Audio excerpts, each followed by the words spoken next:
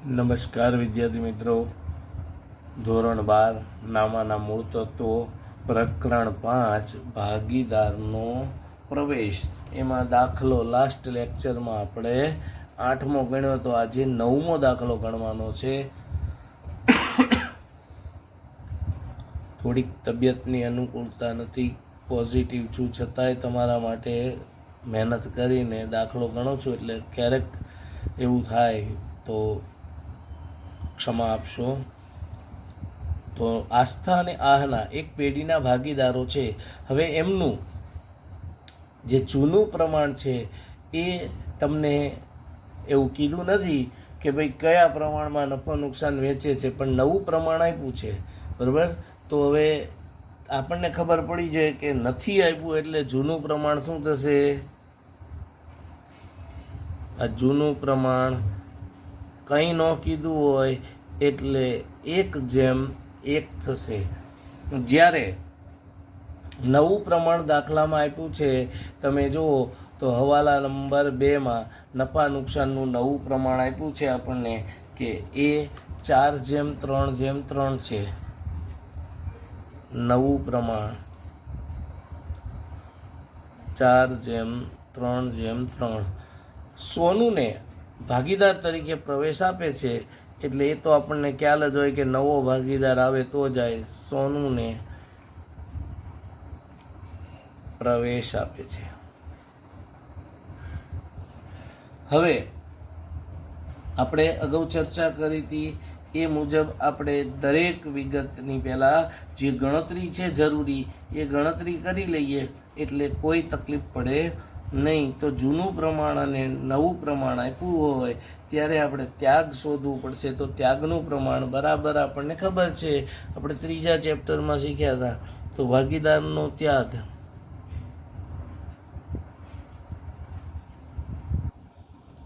બરાબર જૂનો ભાગ માઇનસ નવો ભાગ. આ ભાગીદારનું ત્યાગનું સૂત્ર છે. તો બેયનો અલગ અલગ ત્યાગ શોધી નાખીએ. તો પહેલા આસ્થાનો ત્યાગ,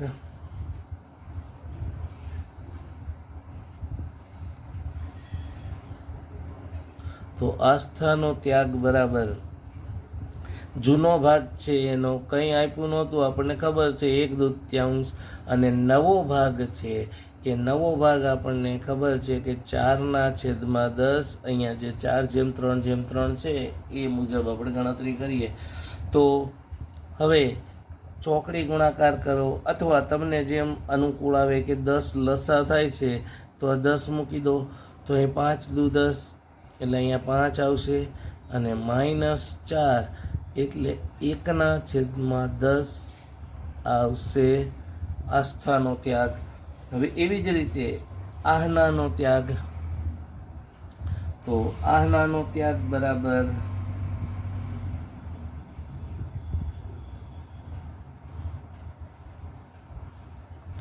જૂનો ભાગ 1/2, નવો ભાગ 3/10 બરાબર 5×10 જ થશે. એ જ રીતે 5 - 3 એટલે 2/10 આવશે. તો હવે જો તમને સીધો ત્યાગનું પ્રમાણ મળી ગયું, તો માટે ત્યાગનું પ્રમાણ બરાબર 1/10 અને 2/10, એટલે કે 1:2 ત્યાગનું પ્રમાણ આવશે. આ ખાસ ધ્યાન રાખવાનું છે. આપણે આ દાખલામાં આવવામાં ત્યાગનું પ્રમાણ જ ગણતરી કરવાની છે. હવે આપણને પાઘડી, જે સોનું પાઘડીનું મૂલ્યાંકન 40,000 કર્યું એવું કીધું છે, જૂની પાઘડી આપી છે, પણ સોનું એના ભાગની પાઘડી કેટલી લાવશે એ આપણે ગણવું પડશે. તો આપણે પાઘડીની ગણતરી કરીએ.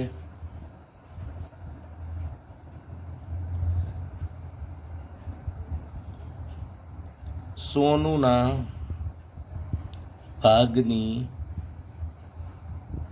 પાઘડી. હવે તમે જુઓ તો સોનું જે છે એ 40,000 રૂપિયા પાઘડી છે, એમાંથી એનો જે ભાગ આપ્યો છે એ ભાગ જુઓ તો 3/10 એનો ભાગ છે, એટલે 12,000 રૂપિયા સોનું પાઘડી તરીકે લાવે. બરાબર. કામદાર વળતરનો દાવો પછી આપ્યું છે એ પછી. તો હવે આ થઈ પાઘડીની વાત.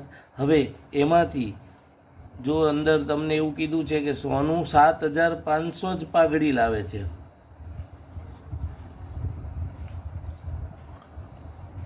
સોનું પાઘડી પેટે 7,200 રોકડા લાવે છે, માટે નહીં લાવેલ પાઘડી આ 12,000 માઇનસ જે 7,200 લાવ્યો એટલે કે 4,800 સોનું પાઘડી તરીકે લાવતી નથી, જે સોનુના મૂડી ખાતે ઉધાર થશે. એ ધ્યાન રાખવાનું છે. હવે આપણે આગળ વધીએ તો પછીની ગણતરીમાં. તો હવે જો પેલા પાઘડી અંગેની આમનોંધ લખી નાખીએ એટલે કોઈ પ્રશ્ન રહે નહીં. એટલે પાઘડીની આમનોંધ લખી નાખીએ આપણે પાઘડી અંગેની, તો પછી કોઈ પ્રશ્ન રહેશે નહીં.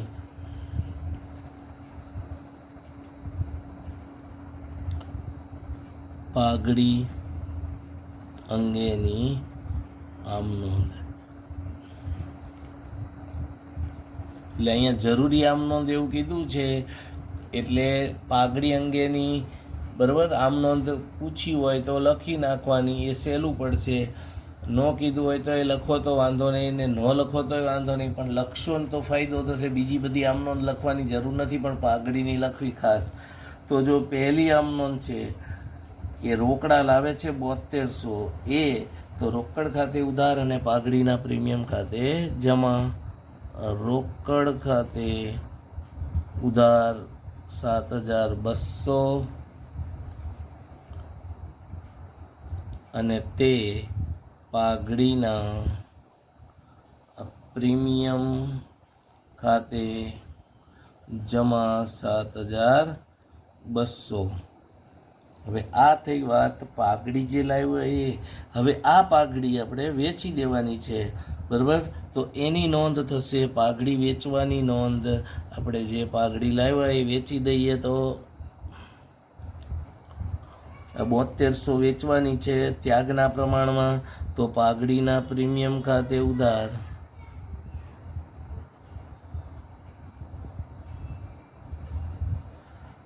7200 જેમનેમ થઈ જશે. પછી તે આસ્થાના મૂડી ખાતે 1/2 મુજબ તે આસ્થાના મૂડી ખાતે જમા. આ 2400 1 ભાગે અને 2 ભાગે 4800 1/2 તે આહનાના મૂડી ખાતે જમા 4800. હવે જે નથી લાવ્યો મૂડી એની નોંધ ત્રીજી કરવાની છે. જે મૂડી તરીકે રકમ નથી લાવ્યો એની નોંધ કરીએ તો હવે એ નોંધ માટે આપણે અલગથી એક ગણતરી પાછી કરવી પડશે. નથી લાવ્યો એની નોંધ. તો હવે જે નથી લાવ્યો રોકડા એની નોંધ 4800 રૂપિયા જે આપ્યું છે એ. તો એ 4800 રૂપિયા જે નથી લાવ્યો એની નોંધ આપણે કરીએ.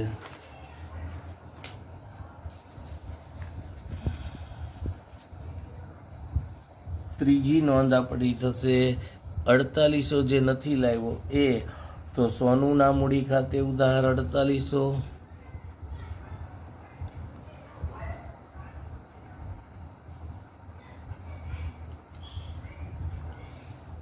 તે બંનેના મૂડી ખાતે જમા થશે ત્યાગના પ્રમાણમાં. તે આસ્થાના મૂડી ખાતે જમા 1/2 મુજબ કરીએ તો 1600 અને 3200 થશે. 3 ભાગ કરો એટલે 1/1600 થાય. તે આહનાના મૂડી ખાતે જમા 3200. હવે ગણતરી છેલ્લી આપણે જે ગણતરી કરીએ એ મુજબ છેલ્લી ગણતરી થશે જમીનની બજાર કિંમત. જે આપણે અંદર તમને હવાલો એવો આપ્યો છે કે થોડુંક વિચારવું પડે એવું છે. તો જમીનની બજાર કિંમત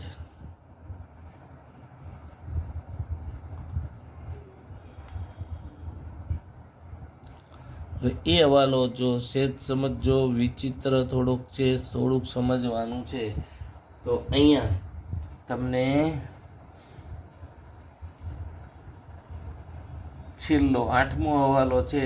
જમીન મકાનની ચોપડે કિંમત તેની બજાર કિંમત કરતાં 20% ઓછી છે. જે ચોપડે કિંમત છે ને એ બજાર કિંમત કરતાં 20% ઓછી છે. એટલે બજાર કિંમત 100 હોય આપણે ધારવું પડશે, બરાબર.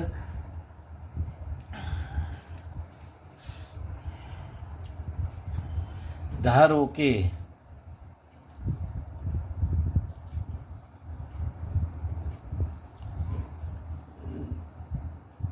બજાર કિંમત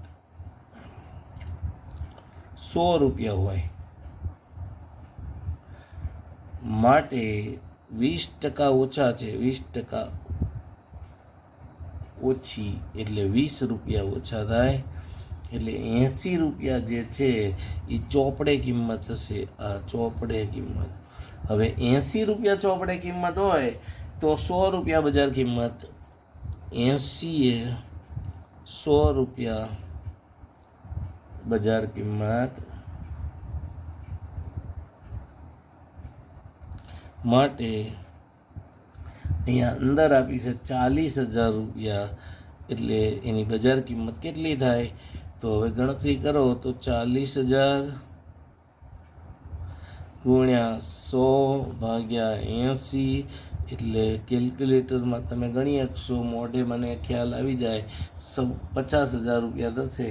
એટલે કે 40,000 જે કિંમત આપી છે એ ચોપડે કિંમત છે, એની બજાર કિંમત 50,000 થઈ. એટલે કે આ જે બજાર કિંમત મુજબ ગણીએ તો 10,000 રૂપિયાનો ફાયદો થશે. હવે આપણે ગણતરી કરી હતી એ મુજબ જલ્દીથી ફટાફટ હવે દાખલો ગણાશે. હવે આ ગણતરી થઈ ગઈ એટલે બહુ દાખલામાં કંઈ હવે ગણતરી કરવાની રહેતી નથી. તો સૌ પ્રથમ આપણે લાસ્ટ જોયું હતું કે સૌ પ્રથમ 4 ખાના બનાવવાના છે. 4 ખાના મેં તમને સમજાવ્યું હતું, મેં બનાવીને જ રાખ્યા છે કે જગ્યા ને ટાઈમ ને બચે એટલા માટે.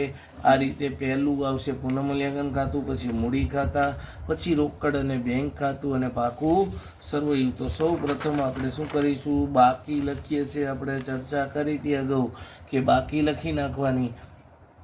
તો જો બાકી જોઈએ તો આપણને ખ્યાલ આવશે કે આસ્થા 76,000 છે એ મૂડી ખાતામાં જમા બાજુ આવશે. તો અહીંયા જમા બાજુ લખો, આ બાકી આગળ લાવ્યા. 76,000 આસ્થામાં અને આહનામાં છે 48,400 અને સોનુમાં હોય નહીં. અગાઉ ચર્ચા કરી હતી આપણે. હવે અંદર જે હજી એક રોકડ અને બેંક ખાતું છે તો એની બાકી લખી નાખીએ. તો રોકડ બેંક ખાતાની બાકી છે 16,000 રૂપિયા. તો એ રોકડ બેંક ખાતાની બાકી આપણે ચર્ચા અગાઉ કરી હતી કે ઉધાર બાકી જ હોય તો એ બાકી આગળ લાવ્યા તરીકે રોકડ ખાતામાં બેંક ખાતામાં ઉધાર બાજુ બાકી આગળ લાવ્યા આ 16,000. હવે આપણે અગાઉ ચર્ચા કરી હતી એમ કે તમે જે રીતે તમારે દાખલો ગણવો હોય, આ પહેલાં બધી વિગતો લખવી હોય તો વિગતો લખી શકાય. અને જો તમારે એવી રીતે ગણતરી કરવી હોય કે ભાઈ હવાલાની અસર આપવી છે તો જે રીતે ગણો એ રીતે ગણી શકાશે. હવે આપણે હવાલાથી શરૂઆત કરશું. તો પહેલો હવાલો આપણને આપ્યો છે કે સોનું મૂડી તરીકે 80,000 અને તેના ભાગની પાઘડી પેટે 7,200 લાવે છે. તો પહેલાં 80,000 આવશે રોકડ ખાતે ઉધાર, અને તે સોનુના મૂડી ખાતે જમા. એટલે મૂડી ખાતાની જમા બાજુ લખો રોકડ ખાતે અહીંયા 80,000, અને રોકડની ઉધાર બાજુ અહીંયા લખવાનું છે સોનુના મૂડી ખાતે. સોનુના મૂડી ખાતે 80,000. હવે બીજું છે કે 7200 રૂપિયા રોકડા લાવે છે, એ આપણે નોંધ કરી હતી. તો એ વખતે આપણે જે નોંધ કરી હતી જુઓ તો રોકડ ખાતે ઉધાર અને પાઘડીના પ્રીમિયમ ખાતે જમા. એટલે અહીંયા લખવાનું છે પાઘડીના પ્રીમિયમ ખાતે. હવે 7200 લાવ્યો એ જે આપણે ભાગીદારોને વેચાતા બીજી આમનો લખીએ એમાં કે પાઘડીના પ્રીમિયમ ખાતે ઉધાર અને બેયના મૂડી ખાતે જમા થશે. તો એ મૂડી ખાતામાં જમા બાજુ લખો પાઘડીના પ્રીમિયમ ખાતે. પાઘડીના પ્રીમિયમ ખાતે. હવે એમાં 1:2 મુજબ આપણે ગણતરી કરી હતી 2400 અને 4800. હવે એ જ રીતે જે નથી લાવ્યો પાઘડી 4800 એ લખી નાખીએ. તો એની નોંધ પણ આપણે કરી હતી સોનુના મૂડી ખાતે ઉધાર. તો સોનુના મૂડી ખાતામાં ઉધાર બાજુ લખો કે આસ્થાના મૂડી ખાતે. આસ્થાના મૂડી ખાતે અહીંયા સોનુમાં 1600 અને આહનાના મૂડી ખાતે અહીંયા 3200. એટલે 4800 જે નથી લાવ્યો એ, અને અહીંયા લખવાનું છે સોનુના મૂડી ખાતે. બેયના ખાતે જમા થશે અહીંયા 1600 અને અહીંયા 3200.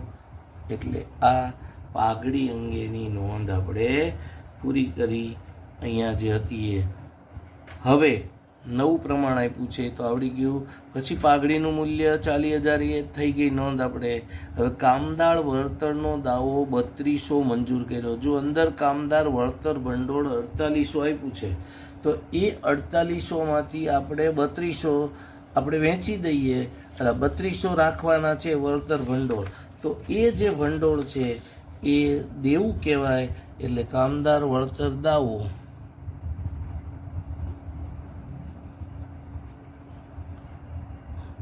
જે 3200 મંજૂર કર્યો એ અહીંયા લખવાનો છે. એટલે 3200 જાય આ 4800માંથી તો હવે વધશે 1600. એ 1600 બે ભાગીદારોને જૂના પ્રમાણમાં આપણે જમા આપી દઈએ તો 800 આવશે. તો અહીંયા કામદાર વળતર અનામત જે કામદાર વળતર ભંડોળ છે એ ભંડોળ 800 અને 800 આ રીતે નોંધ કરવાની થશે. પાંચમો હવાલો કે રોકાણો છે ને 19,200માં આહના લઈ જશે. તો આહનાના મૂડી ખાતે ઉધાર અને રોકાણ ખાતે જમા. તો અહીંયા લખવાનું છે રોકાણો ખાતે આહનામાં 19,200. હવે જો તમે આ વસ્તુ સમજો, રોકાણોની કિંમત અંદર ચોપડે આપી હતી 20,000 અને એ લઈ જાય છે 19,200માં, એટલે કે 800નું નુકસાન ગયું. પણ એની સામે તમે જુઓ તો રકમમાં 1,600 રૂપિયા રોકાણ વધઘાટ ભંડોળ હતું. તો એ 800 એમાંથી સરભર કરી દો એટલે વધશે 800. એ 800 રોકાણ વધઘટ ભંડોળ છે એ વેચી દો બેયને. તો અહીંયા રોકાણ વધઘટ ભંડોળ જે 400 બેયને આવશે જૂના ભાગીદારોને જૂના પ્રમાણમાં વેચતા. પછીનો હવાલો છે રોકાણો પર મળવાનું બાકી વ્યાજ 2400 નોંધ્યું નથી, તો નથી નોંધ્યું તો નોંધો એટલે ફાયદો થશે. તો મળવાનું બાકી રોકાણોનું વ્યાજ પુનઃ મૂલ્યાંકન ખાતામાં લખો, રોકાણો પર મળવાનું બાકી વ્યાજ રકમ આપી છે 2400 રૂપિયા. હવે 7મો હવાલો, સોરી હજી એક બીજી અસર આવશે. તો મળવાનું બાકી છે એટલે મિલકત લેણા બાજુ લખવું પડશે, મળવાનું બાકી. તો પાકા સર્વેમાં મિલકત લેણા બાજુ લખો, મળવાનું બાકી રોકાણોનું વ્યાજ 2400. આ રીતે બીજી એન્ટ્રી આવશે. પછીનો હવાલો છે કે લેણદારોએ લખેલી દેવી ઊંડી આપણે 2000 સ્વીકારી હતી પણ ચોપડે નોંધ કરી નથી. આની બેય અસર પાકા સરવૈયામાં જ આવશે, તો ખાસ ધ્યાન રાખજો. તો એક અસર આવશે લેણદારોમાંથી બાદ કરવાના છે. તો જો અંદર લેણદારો આપ્યા 12000, એમાંથી 2000 બાદ કરો એટલે આપણે ઊંડી સ્વીકારીને એટલે 10,000 રૂપિયા હવે લેણદારો રહ્યા. અને બીજી અસર આવશે દેવી ઊંડી. તો દેવી ઊંડી જે આપી છે અંદર 6000, એમાં 2000ની ઊંડી આપણે સ્વીકારી એટલે હવે દેવી ઊંડી થઈ જશે 8000ની. એટલે એક દેવું વધ્યું, એક દેવું ઘટ્યું, કુલ દેવામાં કોઈ ફેરફાર થતો નથી. પછી જમીન મકાનની ચોપડે કિંમત તેની બજાર કિંમત કરતાં 20% ઓછી છે. આપણે જે ગણતરી કરી હતી કે જમીન મકાનની કિંમત જો તમે મેં બતાવ્યું 50,000 રૂપિયા થઈ, અંદર આપી છે 40,000, એનો મતલબ કે જમીન મકાનમાં વધારો થયો. તો હવે અહીંયા સીધું જ આપણે લખશું જમીન મકાન ખાતે અહીંયા 50,000 રૂપિયા પાકા સરવૈયામાં 10,000નો ફાયદો થયો. એ 10,000નો ફાયદો છે એ સીધો પુનઃ મૂલ્યાંકન ખાતાની જમા બાજુ જમીન મકાન ખાતે 10,000. આ રીતે બે એન્ટ્રી થશે. ઓલા પણ 40,000 હતા એ સીધા 50,000 લખી નાખ્યા. હવે ચૂકવેલ વીમા પ્રીમિયમમાં 4800 આવતા વર્ષના છે, તો એ આપણને ફાયદો થશે. તો અગાઉથી ચૂકવેલ વીમો 4800 અને એના કારણે આપણું લેણું વધશે. એ અગાઉથી ચૂકવેલ વીમો એ મિલકત કહેવાય. તો એ પાકા સરવૈયામાં મિલકત લેણા બાજુ આવશે. જે તમે મળવાનું રોકાણોનું વ્યાજ લખ્યું હતું એમ અગાઉથી ચૂકવેલ વીમો 4800. હવે બધા જ હવાલાની વિગતો પૂરી થઈ ગઈ. હવે અંદર જે વિગતો છે એ આપણે પહેલાં ચર્ચા કરી હતી એમ આપી દઈએ અસર. તો પહેલાં મૂડી દેવા બાજુ જો મૂડી લખાઈ ગઈ, કામદાર વળતર ભંડોળ આવી ગયું, રોકાણ વધઘટ ભંડોળ, પ્રોવિડન્ટ ફંડ દેવું છે એમનેમ લખી નાખો. તો પ્રોવિડન્ટ ફંડને આપણે શોર્ટમાં PF તરીકે દર્શાવીએ છીએ, એ એમનેમ લખી જ નાખવાનું છે 6,400 રૂપિયા. પછી ગાલખાદ અનામત જે આપી છે એ ગાલખાદ અનામત પણ એમનેમ લખી નાખો. 8,000 છે એ ગાલખાદ અનામત આપણે એમનેમ લખી નાખીએ. ગાલખાદ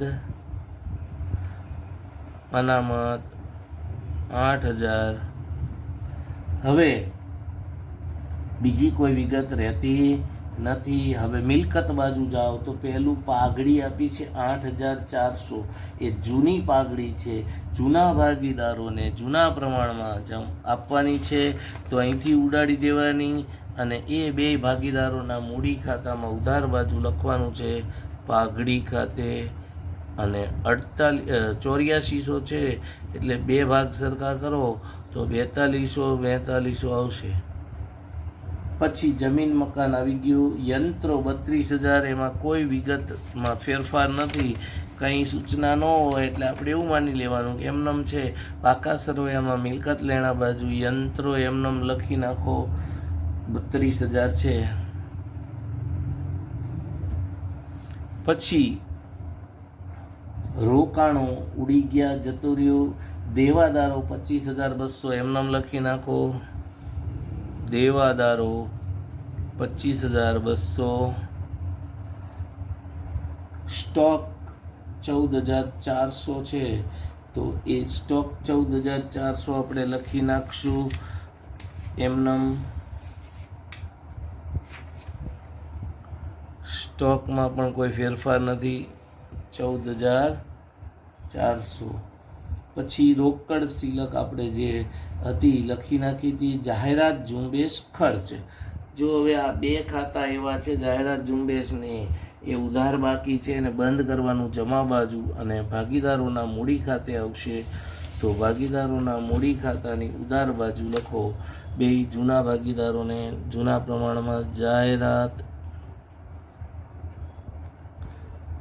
ઝુંબેશ ખર્ચ. હવે જાહેરાત ઝુંબેશ ખર્ચ 3,200 આપ્યો છે. બે ભાગીદારોને સરખા ભાગે વેચો તો 1,600 આવશે. અને એવી જ રીતે નફા નુકસાન ખાતું 4,000 આપ્યું છે, એ પણ વેચી દો. નફા નુકસાન ખાતે એ 4,000 વેચી દઈએ તો બેના ભાગે 2,000 આવશે. હવે કોઈ વિગત રહેતી નથી, તો આપણો જે નિયમ છે એ મુજબ સૌ પ્રથમ પુનઃમૂલ્યાંકન ખાતું બંધ કરીએ. તો પુનઃમૂલ્યાંકન ખાતામાં તમે જુઓ તો જમા બાજુ જ વિગતો છે, તો સરવાળો થાય છે 17,200 થશે. 10 × 14 = 16 અને 17,200. તો આ 17,200 છે એ જૂના ભાગીદારોને જૂના પ્રમાણમાં આપી દેવાના છે. એટલે અહીંયા મૂડી ખાતે લખવાનું છે. આસ્થા અને આહના બેયને સરખા ભાગે વેચીએ તો 17ના ભાગ કરો 2 તો 8,500 થશે, અને 200ના ભાગ કરો એટલે 100 રૂપિયા. એટલે બંને ભાગીદારોને 8,600 આવશે. એ એમના મૂડી ખાતામાં જમા કરો. હવે એ મૂડી ખાતામાં જમા બાજુ લખીએ આપણે પુનઃ મૂલ્યાંકન ખાતે 8,600 અહીંયા ડેશ આવશે.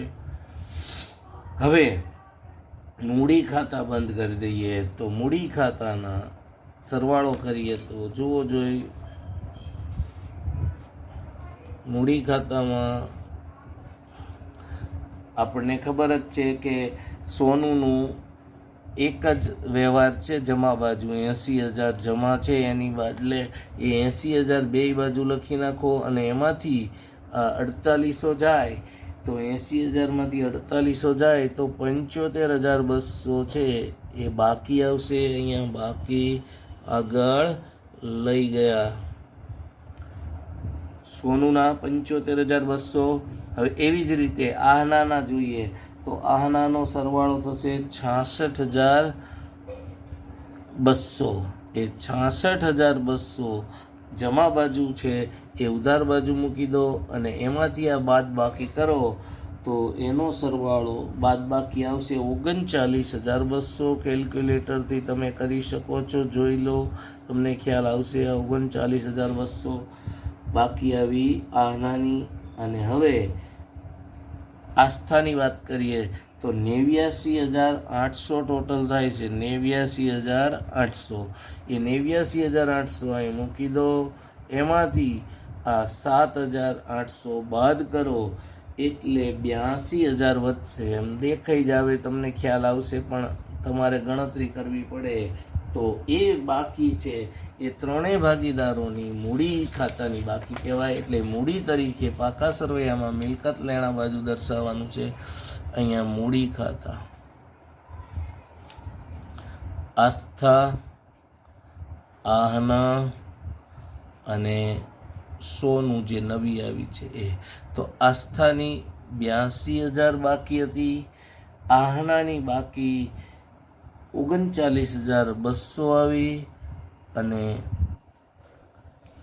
આની બાકી આવી 75,200. સોનુની બાકી. તો હવે આ ત્રણેયનો એ ટોટલ કરો તો ટોટલ થશે 1,96,400. 1,96,400. હવે રોકડ બેંક ખાતાની બાકી શોધીએ તો રોકડ બેંક ખાતાની બાકીમાં આપણને ખ્યાલ જ છે કે ઉધાર બાજુ જ છે, સરવાળો કરવાનો છે ખાલી. 296 ને 7 103, 1,03,200. તો એ 1,03,200 છે એ બાકી જ આવશે સીધી. 1,03,200 આપણે ખાલી સરવાળો કરીને મૂકી દેવાનો. 1,03,200 અહીંયા લખવાનું, બાકી આગળ લઈ ગયા. હવે એ બાકી છે એ પાકા સરવૈયામાં અહીંયા દર્શાવવાની છે રોકડ બેંક. જો આ નહીં દર્શાવો તો પાછો ટોટલ મળશે નહીં, એટલે ખાસ એ ધ્યાન રાખવાનું. 1,03,200. હવે બંને બાજુનો સરવાળો કરો તો સરવાળો એક સરખો આવી જાય તો આપણે સમજવાનું કે આપણે 100% સાચા છીએ. 2,32,000 આવશે. 2,32,000. મિલકત બાજુ પણ 2,32,000 આવી જાય છે. તો તમે ટોટલ કરજો. આ 8 માર્કનો દાખલો છે. શાંતિથી ગણો તો 8 માર્ક રમતા રમતા આવી જાય, એટલે પાસ થવામાં કોઈ મુશ્કેલી નહીં પડે. આ વખતે ઘણો બધો કોર્સ પણ હળવો થઈ ગયો છે. જે અઘરા દાખલા હતા એ નીકળી ગયા છે. એટલે આગળ હવે આપણે પછી ગણતરી કરશું, પછીનો દાખલો. ઘરે રહો, સલામત રહો. અસ્તુ. જય હિન્દ.